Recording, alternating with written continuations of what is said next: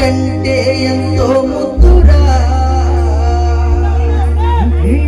పల్లెల్లో జానపదం అంటే ముద్దురా.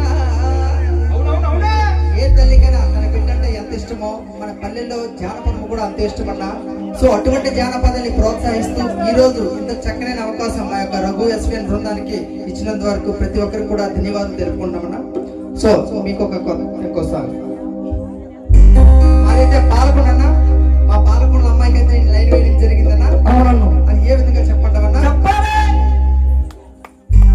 మా పాలకొండ గుంటకి నేను లైన్ వేస్తుంటే నేను లైన్ వేస్తుంటే ఆ పొందూరు గుంట లాగేసిందో నాకు లాగేసింది. పాలకొండ గుంటకి నీ లైన్ వేస్తుంటే నమ్మ లైన్ వేస్తుంటే లాగేసిందో నాకు లాగేసింది. ఆ పాలకొండ గుంటకి నీ లైన్ వేస్తుంటే నేను లైన్ వేస్తుంటే ఆ పొందూరు గుంట లాగేసిందో నాకు లాగేసింది. ఆ పాలకొండ గుంటకి నీ లైన్ వేస్తుంటే నేను లైన్ వేస్తుంటే ఆ పొందూరు గుంటొచ్చి లాగేసిందో నన్ను లాగేసింది.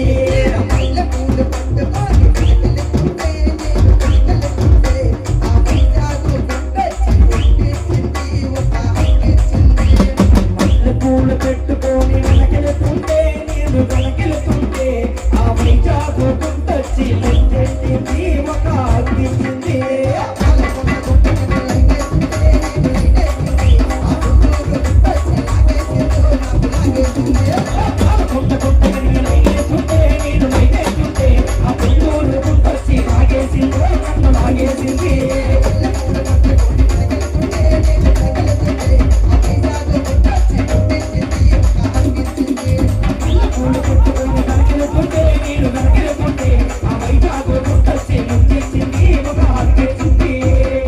అన్నా వెంకటరమణ అన్నా చెప్పాలన్ను. నేనైతే మా పాలకొండ అమ్మాయికి అయితే లైన్ వేశానన్నా. అవునన్ను. కానీ నాకైతే ఆ వైజాగ్ అమ్మాయి లైన్ వేయడం జరిగిందన్న. అవునన్ను. నేనైతే ఒప్పుకోలేదన్నావు. అవును, ఆ అమ్మాయి చూస్తే చాలా పొట్టుగా ఉంది, మాటలు చూస్తే చాలా గట్టిగా ఉన్నాయన్న. చాలా గట్టిగా ఉన్నాయన్ను. మరి ఆ పొట్టిదే ఏ విధంగా అప్పుడు నువ్వేమంటున్నావు చెప్పాలి. చెప్పనన్నా? చెప్పాలి మరి.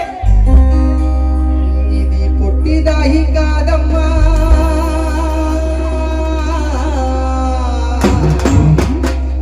ఇది గట్టిదాయమ్మా. అబ్బో బాబు బంగారు ముక్కు పుడక ఎంత బాగుందో. ఇది పెట్టుకుందమ్మా. నువ్వు వేసుకో.